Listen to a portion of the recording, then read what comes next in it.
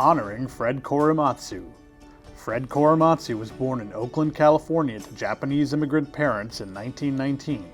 Changing his traditional Japanese name to Fred at the urging of a teacher in an attempt to fit in with American society, it suddenly became impossible after the attack on Pearl Harbor on December 7, 1941.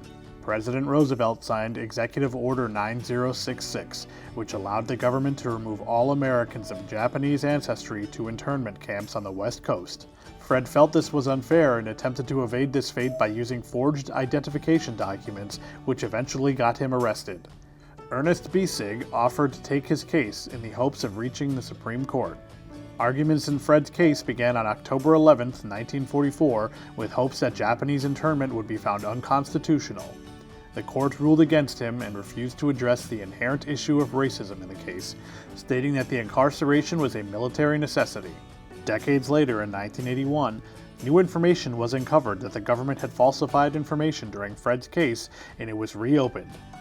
In 1983, a district court in San Francisco vacated Fred's ruling. Fred became a civil rights icon and continued to lobby for Congress to pass the Civil Liberties Act of 1988 to include a public apology and compensation to those Japanese Americans impacted by internment. In 1998, Fred received the Presidential Medal of Freedom. His birthday, January 30th, is now recognized in the state of California as Fred Korematsu Day. To this day, the Supreme Court has yet to overturn their previous ruling against Fred Korematsu. Honoring Fred Korematsu.